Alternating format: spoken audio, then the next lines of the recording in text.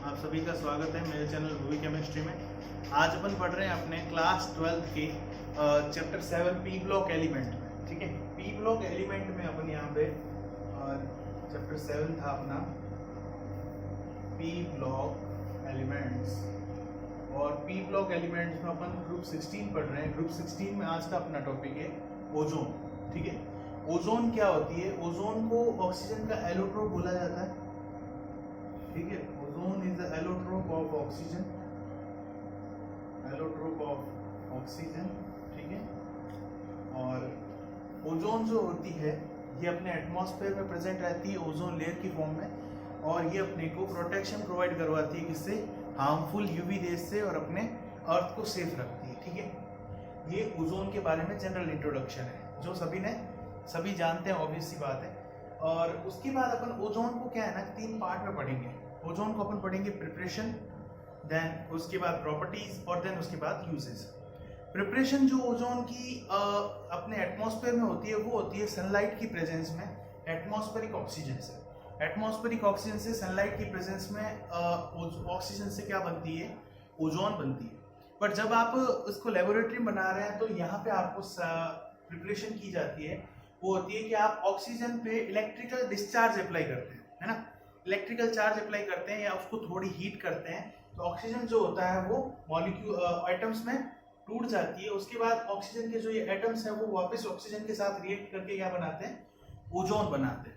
ठीक है, और ये जो ओजोन का जो फॉर्मेशन है ये एक एक्सोथर्मिक प्रोसेस है।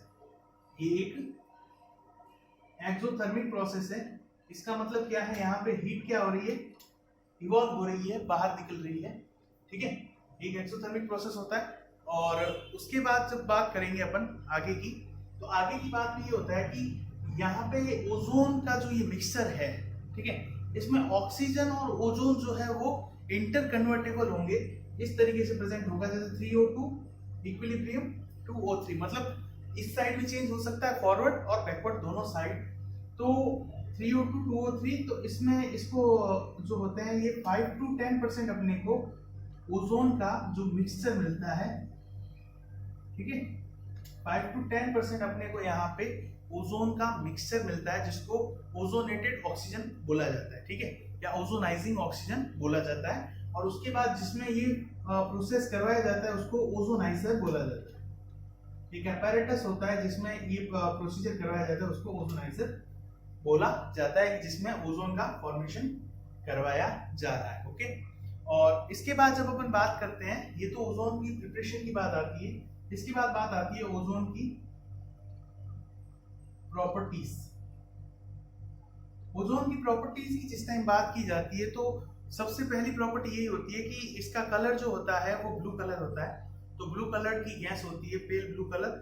और उसके बाद ये डार्क ब्लू कलर का इसका लिक्विड होता है, और वायलेट कलर का ये सॉलिड होती है। इसकी जो स्मेल होती है वो एक कैरेक्टरिस्टिक स्मेल होती है, जस्ट लाइक फिश लाइक, मतलब मछली जैसी स्मेल होती है। और उसके अलावा ये वैसे स्मॉल अमाउंट में तो हार्मलेस होती है।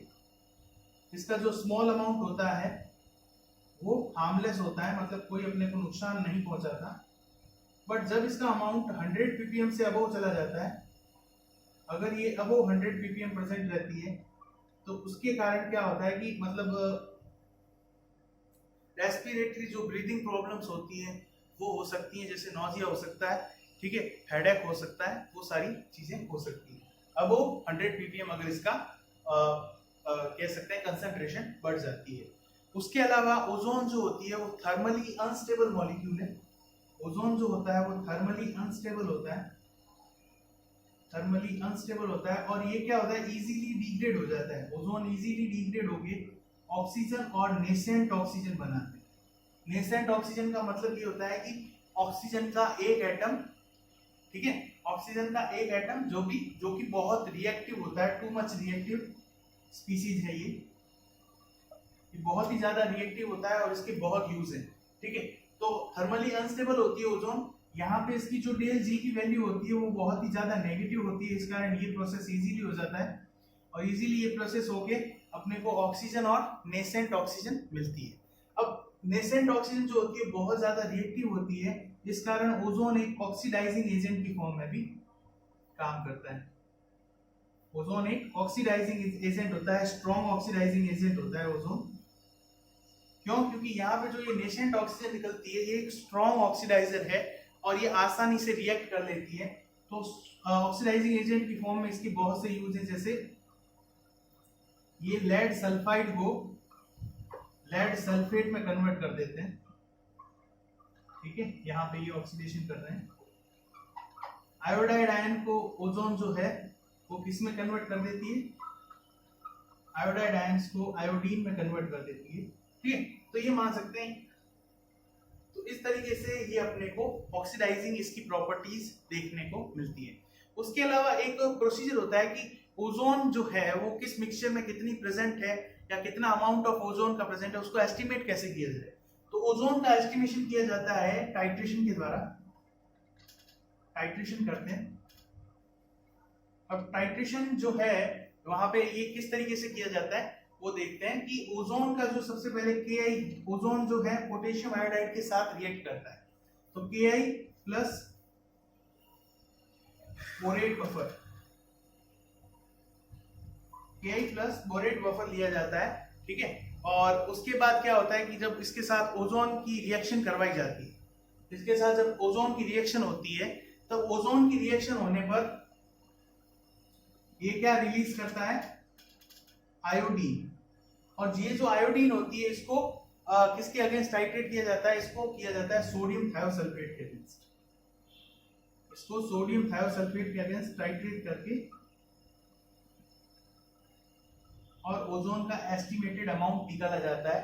इसको क्वांटिटेटिव मेथड बोला जाता है, ठीक है। ओजोन का एस्टिमेटेड अमाउंट निकाला जाता है सोडियम थायोसल्फेट के अगेंस्ट टाइट्रेट करके। ये Ki, बोरेट बफर और O3 इन तीनों को मिक्सअप में ले लेंगे और सोडियम थायोसल्फेट के साथ जब इसका टाइट्रेशन करेंगे तब अपने को इस आयोडीन के अमाउंट को जो लास्ट में अपन निकालते हैं, जो कितना अमाउंट ऑफ सोडियम थायोसल्फेट यहाँ पे इस मिक्सचर में ऐड हुआ है, उस बेसिस पे जब लास्ट में कैलकुलेशन करके और ओजोन का अमाउंट निकाला जाता है। जितना अमाउंट ऑफ आयोडीन रिलीज होगी उतनी ही ओजोन प्रेजेंट रहेगी। उसके अलावा ओजोन की एक सबसे बड़ी जो रिएक्शन है या ओजोन जो सबसे ज्यादा रिएक्शन शो करता है वो रिएक्शन शो करता है ओजोन नाइट्रिक ऑक्साइड के साथ। NO इसका मतलब नो नहीं है, ये नाइट्रिक ऑक्साइड है, ठीक है। ऑक्सीजन यहाँ पे बड़ा लिख देते हैं, नाइट्रिक ऑक्साइड है। नाइट्रोजन के जो ऑक्साइड्स हैं उनके साथ ओजोन की रिएक्शन बहुत ही फास्ट होती है। तो नाइट्रोजन का जो ये ऑक्साइड है नाइट्रिक ऑक्साइड, ठीक है, इसके साथ ओजोन की रैपिड रिएक्शन देखने को मिलती है या बहुत ही फास्ट रिएक्शन देखने को मिलती है। जो अपने सुपरसोनिक जेट्स होते हैं या कह सकते हैं कि जो ये हाई जेट्स जो होते हैं, जो इंडियन एयरफोर्स एंड ऑल जो अपन देखते हैं सुपरसोनिक जेट्स, जो ये जेट विमान उड़ाते हैं, वहां पे क्या होता है कि उनका जो कंबशन के बाद वहां पे नाइट्रोजन के ऑक्साइड वो फ्री करते हैं। नाइट्रोजन ऑक्साइड एटमॉस्फेयर में फ्री होते हैं और ये जो NO होता है, ये NO बहुत ही ज्यादा ओजोन के साथ रिएक्टिव होता है। तो ये एटमॉस्फेयर में ओजोन के साथ रिएक्ट करता है और डाइऑक्साइड्स और ऑक्सीजन बनाता है, ठीक है। अब बात ये होती है कि इसका फर्क क्या पड़ता है। इसका इफेक्ट ये पड़ता है कि NO जो है वो ओजोन के साथ रिएक्ट करेगा, इससे एटमॉस्फेयर में ओजोन की कंसंट्रेशन कम हो जाती है, जिसको अपन डिप्लेशन ऑफ ओजोन लेयर भी बोल सकते हैं। ओजोन की कंसंट्रेशन कम हो जाती है और इसके कारण क्या होता है कि ओजोन लेयर में होल बनने के चांसेस भी बन सकते हैं, ठीक है। तो ये बहुत ही मतलब कह सकते हैं इन्वायरमेंट के लिए बहुत ही खतरनाक है या बहुत ही हार्मफुल है, ठीक है। उसके बाद अपने पास एक लास्ट इसका जो प्रॉपर्टी आती है वो प्रॉपर्टी ये आती है कि ओजोन में जो ऑक्सीजन और ऑक्सीजन के जो बॉन्ड होते हैं, ओजोन का अपन स्ट्रक्चर जानते हैं। ओजोन का स्ट्रक्चर कुछ इस तरीके से बनाते हैं अपन नॉर्मली, या तो इस स्ट्रक्चर को इस तरीके से बनाया जाता है या उसके अलावा इस स्ट्रक्चर को इस तरीके से भी बनाया जा सकता है। तो ये दोनों इसके रेजोनेटिंग स्ट्रक्चर होते हैं, जबकि वास्तव में ओजोन का स्ट्रक्चर जो रेजोनेंस हाइब्रिड होता है इनका वो होता है जिसमें सिंगल एंड डबल बॉन्ड के कैरेक्टर मिक्सअप होते हैं। यहाँ पे मतलब इनके बीच के कैरेक्टर देखने को मिलते हैं और यहाँ पे इनकी बॉन्ड लेंथ ज्यादा कम नहीं होती। इन दोनों बॉन्ड की बॉन्ड लेंथ कितनी सेम होती है? 128 पिकोमीटर। तो ओजोन का जो ये रेजोनेंस हाइब्रिड है, इस स्ट्रक्चर में ओजोन एग्जिस्ट करता है। ये दोनों इसकी रेजोनेटिंग या कैनोनिकल स्ट्रक्चर्स में एग्जिस्ट ओजोन नहीं करता है। उसके बाद बात आती है, ये तो सारे प्रॉपर्टीज हो जाती हैं इसकी। उसके बाद इसकी बात आती है कि यूजेस क्या है ओजोन के। ओजोन को हर्बिसाइड की फॉर्म में यूज किया जाता है और जर्मिसाइड की फॉर्म में यूज करते हैं, डिसइंफेक्टेंट की फॉर्म में यूज करते हैं, स्टेरिलाइजेशन ऑफ वाटर में यूज किया जाता है। उसके अलावा ओजोन एक बेटर ऑक्सीडाइजिंग एजेंट है, इसका लेबोरेटरी यूज है, ब्लीचिंग एक्शन में यूज है, ठीक है, ब्लीच करने के लिए इसको यूज किया जाता है। और उसके अलावा ओजोन का यूज किया जाता है सिंथेटिक सिल्क मतलब आर्टिफिशियल सिल्क बनाने में, आर्टिफिशियल कैम्फर बनाने में, कैम्फर मतलब कपूर, ठीक है, कैम्फर CAMPHOR कैम्फर। और उसके अलावा इसका यूज किया जाता है पोटेशियम परमैंगनेट बनाने में। तो इसके बहुत से यूज है, लेबोरेटरी यूजेस भी बहुत है और डेली लाइफ यूजेस भी बहुत हैं ओजोन के। सबसे सबसे ज्यादा यूज है कि अपने को यूवी रेडिएशन से प्रोटेक्शन प्रोवाइड करवाता है, ठीक है। तो ये अपने ओजोन के बारे में कंप्लीट हो जाता है कि ओजोन का फॉर्मेशन कैसे होता है, ओजोन की प्रॉपर्टीज क्या क्या है और ओजोन के यूजेस क्या क्या है। तो ओजोन के बाद अपन अब नेक्स्ट टॉपिक लेते हैं अपने एलोट्रॉप्स ऑफ सल्फर, ठीक है, जो अपना इस चैप्टर में नेक्स्ट टॉपिक है एलोट्रॉप्स ऑफ सल्फर। सल्फर के एलोट्रॉप्स क्या होते हैं, उसके बाद अपने पास टॉपिक बचेंगे sulphur dioxide and sulphuric acid. तो पहले अपन एलोट्रॉप्स ऑफ सल्फर पढ़ते हैं और उसके बाद अपन नेक्स्ट वीडियो में सल्फर डाइऑक्साइड और ऑक्सो एसिड एंड ऑल पढ़ेंगे, ठीक है। चलो अभी तो स्टार्ट करते हैं एलोट्रॉप्स ऑफ सल्फर। वीडियो को लाइक कीजिए, शेयर कीजिए, चैनल को सब्सक्राइब कीजिए और हमारे साथ केमिस्ट्री पढ़ते रहिए, ओके। देन अपन स्टार्ट करते हैं यहाँ पे अब अपना अगला टॉपिक जिसको अपन कहते हैं allotropes of sulphur. Allotropes of sulphur, allotropes of sulphur. वैसे एलोट्रॉप्स का मतलब क्या होता है कि जिनका केमिकल नेचर सेम होता है बट उनकी फिजिकल प्रॉपर्टीज अलग अलग होती है, ठीक है। लाइक डायमंड, ग्रेफाइट, फुलरी, ये तीनों ही कार्बन के एलोट्रॉप्स हैं, तीनों में कार्बन प्रेजेंट है बट तीनों की ही जो फिजिकल प्रॉपर्टीज होती है वो अलग अलग होती है, ठीक है। तो एलोट्रॉप्स ऑफ सल्फर तो मोस्टली सल्फर के 30 या 30 अबव एलोट्रॉप्स भी देखने को मिलते हैं, बट अपने को सल्फर के सिर्फ 2 एलोट्रॉप्स पढ़ने हैं जो कि बहुत ही इंपॉर्टेंट है और स्टेबल एलोट्रॉप्स हैं, जिसमें एक है रोम्बिक सल्फर। रोम्बिक सल्फर को बोला जाता है अल्फा सल्फर भी बोला जाता है रोम्बिक सल्फर को। और एक होता है मोनोक्लिनिक सल्फर को बोला जाता है बीटा सल्फर। मोनोक्लिनिक सल्फर जो होता है बीटा सल्फर भी बोला जाता है इसको। तो ये 2 क्रिस्टलाइन सल्फर है, क्रिस्टलाइन टाइप ऑफ सल्फर है और जिसमें एक पूरी क्रिस्टल स्ट्रक्चर बनती है। उसके अलावा कुछ एमोर्फस स्ट्रक्चर भी होते हैं या एमोर्फस सल्फर भी होते हैं, जिनमें एक आता है कोलोइडियल सल्फर आता है जिसको बोला जाता है डेल्टा सल्फर, ठीक है। और एक आता है प्लास्टिक सल्फर जिसको बोला जाता है गामा सल्फर। और एक आता है मिल्क ऑफ सल्फर, ठीक है। तो ऐसे बहुत से एलोट्रॉप्स प्रेजेंट होते हैं बट अपने को सिर्फ 2 ही पढ़ने हैं जो कि क्रिस्टलाइन सल्फर है और दोनों ही बहुत ही इंपॉर्टेंट हैं और स्टेबल होते हैं, ठीक है। तो रूम टेम्परेचर पे अपने को रोम्बिक सल्फर देखने को मिलता है, रूम टेम्परेचर पे रोम्बिक सल्फर स्टेबल होता है। और उसके बाद यहाँ पे कुछ इस तरीके का एक फिनोमेना प्रेजेंट रहता है कि जब 369 केल्विन पर इसको गर्म किया जाता है रोम्बिक सल्फर को, तो 369 केल्विन टेम्परेचर पे ये मोनोक्लिनिक सल्फर में कन्वर्ट हो जाता है, ठीक है। तो अपन स्टार्ट करते हैं पहले रोम्बिक सल्फर।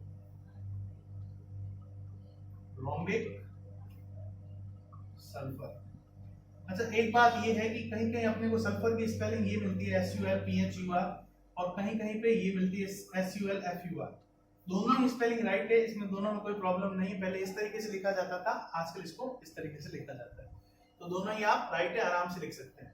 रोम्बिक सल्फर या अल्फा सल्फर जो है ये पेल येलो कलर का होता है, मतलब पीले कलर का होता है, ठीक है। और इसका मेल्टिंग पॉइंट होता है 385 के अबव, 385 के नजदीक मेल्टिंग पॉइंट 385 केल्विन होता है। और रोम्बिक सल्फर जो होता है ये स्टेबल होता है रूम टेम्परेचर पे ये स्टेबल सल्फर होता है, ठीक है। ये वाटर में इनसॉल्युबल है, तो ये भी एक प्रॉपर्टी है इसकी, वाटर इनसॉल्युबल। और उसके अलावा कुछ ऐसे होते हैं जिनमें ये पार्शियली सॉल्युबल होता है। पार्शियली सॉल्युबल का मतलब थोड़े अमाउंट में सॉल्युबल होना, कंप्लीटली भी नहीं और बिल्कुल कम भी नहीं, है ना, जिसको बोलते हैं जैसे अल्कोहल में, बेंजीन में, ईथर में, ये जो सॉल्वेंट होते हैं इनके अंदर ये पार्शियली सॉल्युबल होता है। एक सॉल्वेंट ऐसा होता है जिसमें ये कंप्लीटली सॉल्युबल होता है, जिसको बोलते हैं कार्बन डाइसल्फाइड, CH2। CH2 में ये कंप्लीटली सॉल्युबल रहता है, और जब रोम्बिक सल्फर को आप 369 केल्विन टेम्परेचर पे गर्म करते हैं तब ये मोनोक्लिनिक सल्फर में चेंज हो जाता है, ठीक है। तो मोनोक्लिनिक सल्फर में चेंज हो जाता है। अब बात ये आती है मोनोक्लिनिक सल्फर को प्रिपेयर कैसे किया जाता है। तो मोनोक्लिनिक सल्फर को प्रिपेयर किया जाता है लिक्विड रोम्बिक सल्फर से। इसकी जो प्रिपरेशन मेथड है वो है लिक्विड रोम्बिक सल्फर, ठीक है। लिक्विड रोम्बिक सल्फर किया क्या जाता है कि रोम्बिक सल्फर को जब हीट किया जाता है तब वो लिक्विफाई हो जाता है, और लिक्विफाई यहाँ पे होने पे उसको क्या किया जाता है, उसके बाद कूल किया जाता है। कूल करने के बाद क्या किया जाता है कि एक इसके ऊपर क्रस्ट बन जाती है या पपड़ी बन जाती है, ठीक है, पपड़ी की सरफेस बन जाती है। तो उसमें 2 होल्स बनाए जाते हैं और उसमें से जो लिक्विड बचा है, ठीक है, जैसे आप कोई भी लिक्विड को ठंडा करते हैं तो पहले उसके ऊपर पपड़ी बन जाएगी, ठीक है, तो वो पपड़ी के अंदर थोड़े होल करके और उसके अंदर जो लिक्विड प्रेजेंट है उसको निकाल दिया जाता है, बाहर निकाल दिया जाता है, और उसके बाद पपड़ी को हटाया जाता है तो नीचे निडल शेप क्रिस्टल प्रेजेंट रहते हैं। Needle shape crystal, needle shape crystal जो होते हैं वो होते हैं अपने मोनोक्लिनिक सल्फर के, जिसको बीटा सल्फर बोला जाता है, ठीक है। वो मोनोक्लिनिक सल्फर के होते हैं जिसको बीटा सल्फर बोला जाता है। तो इस तरीके से इसकी प्रिपरेशन की जाती है, ठीक है। अब मोनोक्लिनिक सल्फर और रोम्बिक सल्फर जो है वो दोनों ही S8 मॉलिक्यूल्स होते हैं, दोनों की ही मतलब जो स्ट्रक्चर होती है वो S8 होती है, यहाँ पे S8 मॉलिक्यूल्स होते हैं, और दोनों ही मतलब क्राउन शेप स्ट्रक्चर में प्रेजेंट रहते हैं। तो अपन क्राउन शेप स्ट्रक्चर बनाते हैं सल्फर की, ठीक है। इसको रफ कर देते हैं।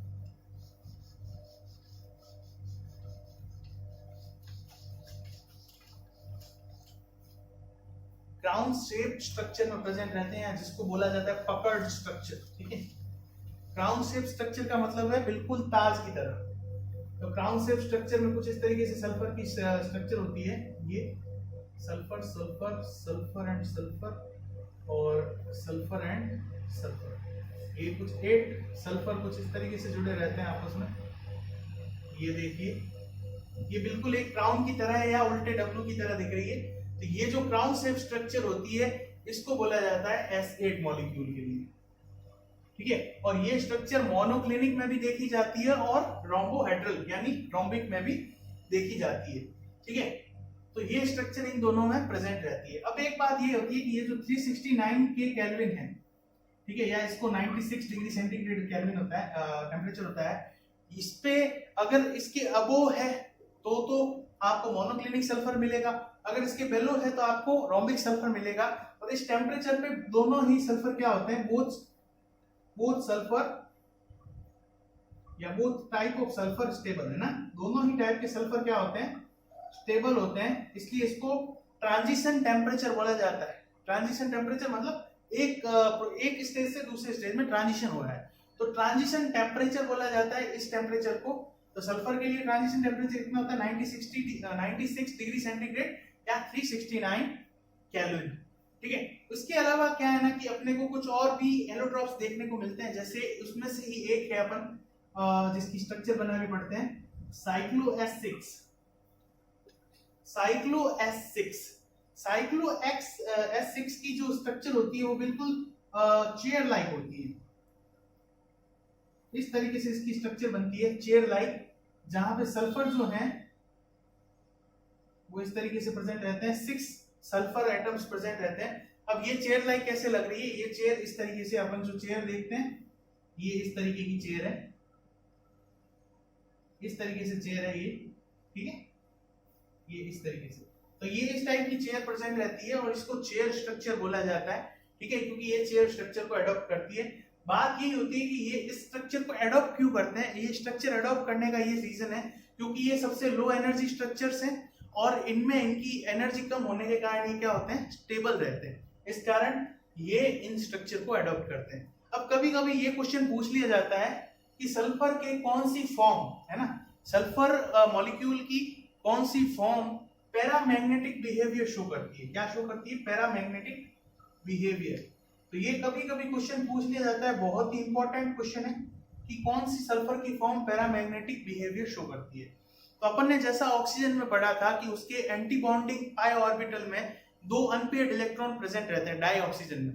वैसा का वैसा यहाँ पे सीन होता है कि जब वेपर स्टेट आती है, जब आप वेपर स्टेट की बात करते हैं तो वहां पे कुछ टाइम के लिए H2 मॉलिक्यूल जो होता है वो स्टेबल होता है और कुछ टाइम के लिए जो ये H2 मॉलिक्यूल स्टेबल होता है, इसके जब पाई एंटी बॉन्डिंग ऑर्बिटल की बात की जाती है, ABMO का मतलब क्या है, एंटी बॉन्डिंग मॉलिक्यूलर ऑर्बिटल। तो पाई एंटी बॉन्डिंग ऑर्बिटल की बात की जाती है तो वहां पे क्या होते हैं कि 2 अनपेयर्ड इलेक्ट्रॉन प्रेजेंट रहते हैं और 2 अनपेयर्ड इलेक्ट्रॉन होने के कारण ये यहाँ पे क्या शो करता है, पैरामैग्नेटिज्म शो करता है। तो ये क्वेश्चन कभी कभी पूछ लिया जाता है कि सल्फर की कौन सी एलोट्रोपिक फॉर्म या सल्फर की कौन सी फॉर्म आपके पैरामैग्नेटिज्म शो करेगी। तो उसमें आपको आंसर लिखना है H2 और इसको आप समझा भी सकते हैं कि pi star anti bonding molecular orbital होने के कारण यहाँ पे 2 अनपेयर्ड इलेक्ट्रॉन प्रेजेंट रहते हैं और ये 2 अनपेयर्ड इलेक्ट्रॉन होने के कारण ये क्या होता है, पैरामैग्नेटिक होता है। तो ये अपने यहाँ पे सल्फर की एलोट्रोपिक फॉर्म्स कंप्लीट हो जाती है।